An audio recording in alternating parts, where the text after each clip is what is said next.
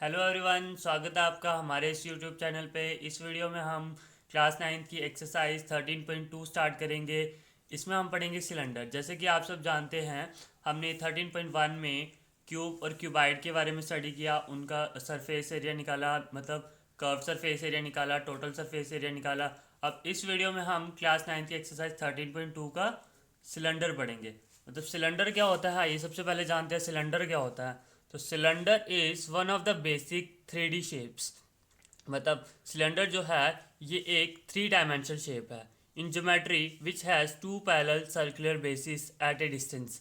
मतलब इसके क्या होते हैं, दो सर्कुलर बेसिस होते हैं। मतलब टॉप भी इसका सर्कुलर होएगा और इसका बॉटम भी सर्कुलर होएगा। मतलब ये दोनों पैरेलल डिस्टेंसेस पे होते हैं, मतलब जो दोनों पैरेलल होंगे। अगर हम इन दोनों को इन्फिनिटी तक ले जाएं ये कभी भी मीट नहीं करेंगे।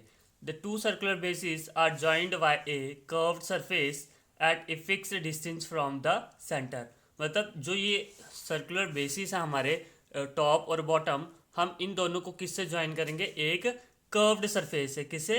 कर्व सरफेस से ज्वाइन करेंगे। और इस तरह से करेंगे कि उनका जो सेंटर से डिस्टेंस रहेगा उस कर्व सरफेस का, वो क्या रहेगा? सेम रहेगा, फिक्स्ड रहेगा थ्रू आउट द, ऊपर से टॉप से लेके बॉटम तक। आइए देखते हैं फिगर पे। ये देखिए, ये दो सर्कुलर बेसिस है। एक ये हमारा सर्कुलर बेस है, ये सर्कल है। एक ये बॉटम में सर्कल है। ये दोनों क्या हैं? पैरेलल हैं। दोनों पैरेलल है। मतलब अगर हम इनको इन्फिनिटी दूर तक ले जाएं दोनों सर्कुलर बेसिस को, ये कभी भी मीट नहीं करेंगे। मतलब ये दोनों पैरेलल है। अब ये क्या कहता है कि ये दोनों सर्कुलर बेसिस एक कर्व सरफेस के साथ जॉइंट है। मतलब ये कर्व सरफेस है, ये देखिए ये कर्व सरफेस है ना, ये सरफेस है ना एक बन रही, ये कर्व सरफेस मान के चलिए इसको। तो इससे ये क्या दोनों ज्वाइन किए हैं? कौन? ये दोनों सर्कुलर बेसिस, टॉप और बॉटम, ये दोनों क्या किए हैं? ज्वाइन किए हैं। ठीक है।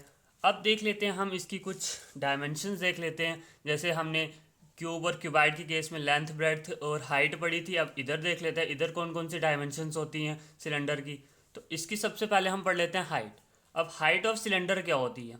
The height H is the perpendicular distance between the basis.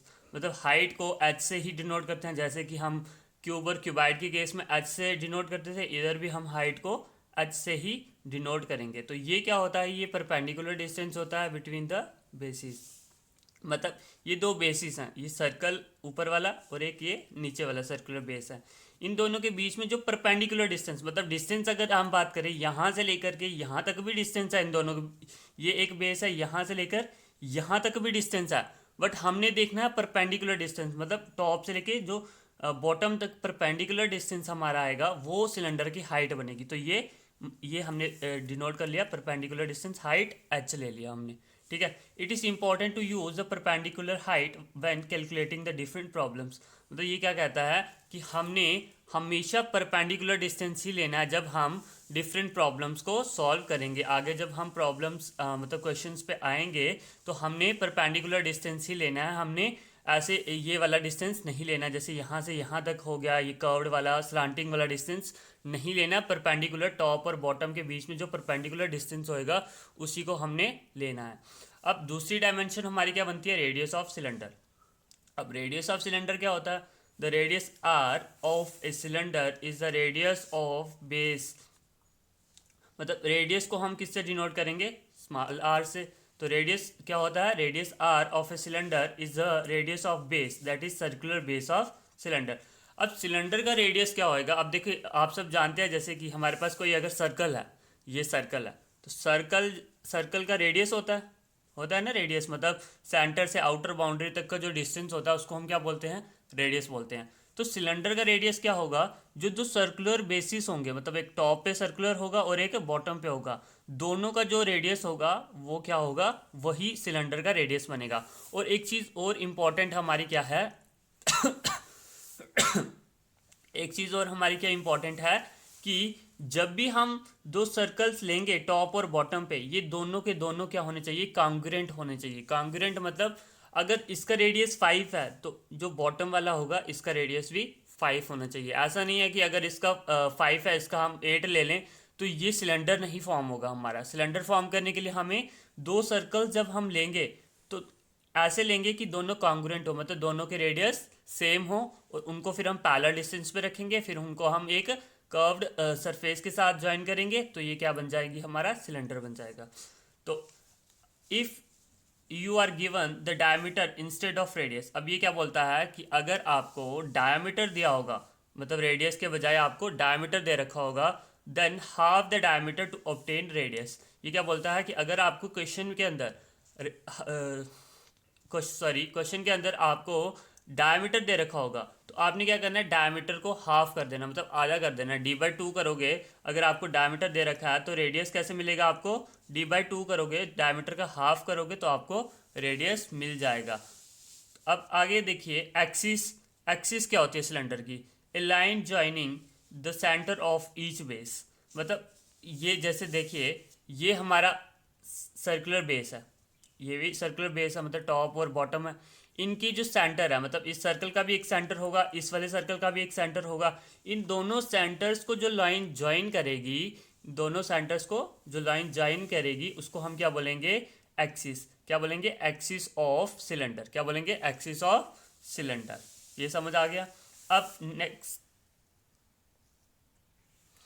अब देखिए टाइप्स ऑफ सिलेंडर। हमारे पास दो टाइप्स बनती है सिलेंडर की। कौन कौन सी बनती है, एक हमारे पास राइट सिलेंडर बनेगा, एक हमारे पास ओब्लीक सिलेंडर बनेगा। कौन कौन सी, राइट सिलेंडर, ओब्लीक सिलेंडर। अब देख लेते हैं सबसे पहले राइट सिलेंडर क्या होता है। When the two bases are exactly over each other and the axis is right angle to the base, this is called right angle, sorry right cylinder. तो राइट सिलेंडर क्या होता है, जब दो बेसिस, मतलब जो टॉप का सर्कुलर और बॉटम का सर्कुलर बेस होएगा वो क्या होंगे, एग्जैक्टली ओवर ईच अदर। जैसे कि डायग्राम में देखिए, ये एक टॉप का सर्कुलर बेस है, ये बॉटम का सर्कुलर बेस है, ये दोनों एक दूसरे के ऊपर लाई कर रहे हैं, एक दूसरे के ऊपर लाई कर रहे हैं। और जो ये एक्सिस है, एक्सिस क्या होती है, जैसे हमने पहले पढ़ा, एक्सिस दोनों बेसिस के सेंटर को ज्वाइन करती है जो लाइन, उसको हम क्या बोलते हैं, एक्सिस। एक्सिस जो होगी इस केस में, राइट सिलेंडर के केस में, ये जो बेस है ना, ऊपर वाला बेस है या बॉटम वाला बेस है, इनके साथ परपेंडिकुलर डिस्टेंस पे, मतलब सॉरी परपेंडिकुलर होंगी। क्या होंगी, परपेंडिकुलर होंगी। तो उसको हम क्या बोलेंगे, राइट सिलेंडर। अब आता है ओब्लीक सिलेंडर। अब ओब्लीक सिलेंडर क्या होता है, when the two bases are not exactly over each other and this is not at right angle to the bases and the result is an oblique cylinder. ये क्या बोलता है कि हमारे पास जब ये दोनों बेसिस, डायग्राम पे आइए, ये देखिए ये दो बेसिस है हमारे पास, ये दोनों एक दूसरे के ऊपर नहीं लाई करते हैं, मतलब exactly not over each other. और ये राइट एंगल भी नहीं फॉर्म कर रही है, जो ये एक्सिस है ये राइट एंगल बेस के साथ नहीं फॉर्म कर रही है, उस टाइम हम सिलेंडर को क्या बोलेंगे, ओब्लीक सिलेंडर। क्या बोलेंगे, oblique cylinder. The bases although not directly over each other are still parallel. But ये क्या कहता है कि बेसिस, माना कि बेसिस एक दूसरे के ऊपर नहीं है, बट बेसिस इस तरह से होंगे कि ये दोनों पैरेलल डिस्टेंस पे होंगे, मतलब पैरेलल होंगे। अगर हम इनको इनफाइनाइट डिस्टेंस पे ले जाएं, ये दोनों कभी भी मीट नहीं करेंगे। तो ये समझ आ गया राइट सिलेंडर और ओब्लिक सिलेंडर क्या होते हैं। अब आते हैं हम फार्मूले। अब हम क्वेश्चंस में कुछ फार्मूले यूज़ करेंगे सॉल्व करने के लिए। तो पहला क्या निकलता है हमारे पास, curve surface area of cylinder. क्या होता है, curve surface area of cylinder. Curve surface area of cylinder क्या होता है, 2πr/h।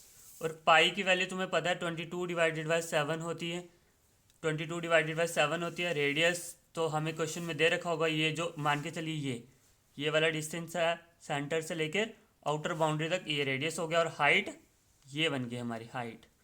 और हम निकालेंगे कर्व सरफेस एरिया। और कर्व सरफेस एरिया आपको जैसे पता है, ये साइड वाला एरिया, ये साइड सिर्फ कर्व सरफेस एरिया, मतलब कर्व्ड जो सरफेस होगी उसका एरिया जब हम फाइंड आउट करेंगे उसको हम क्या बोलेंगे, कर्व सरफेस एरिया। और इसको निकालने का फार्मूला है 2πr/h। और सेकंड वाला आता है हमारे पास total surface area of cylinder. अब total surface area of cylinder क्या होता है, कर्व सरफेस एरिया तो आएगा ही आएगा इसमें, और इसमें टॉप और बॉटम का एरिया भी आएगा। जो ये नीचे सर्कुलर बेसिस है और ऊपर सर्कुलर बेस है, इन दोनों का एरिया भी कर्व सरफेस एरिया के साथ ऐड हो जाएगा, तो वो बन जाएगा हमारा टोटल सरफेस एरिया। और टोटल सरफेस एरिया निकालने का हमारे पास फार्मूला होता है 2πr/h। और पाई की वैल्यू जैसे आप सब जानते हैं, पाई इसके इक्वल होता है 22/7। या फिर 3.14 अकॉर्डिंग टू कंडीशन। अगर हमें क्वेश्चन में जो दे रखी होगी हम उसके अकॉर्डिंगली ही यूज़ करेंगे। कुछ क्वेश्चंस में हमें 3.14 दी होती है, कुछ क्वेश्चंस में हमें 22/7 दे रखी होती है। तो टोटल सरफेस एरिया निकालने का फार्मूला हमारे पास क्या आया, 2 पाई r r plus h। Thank you.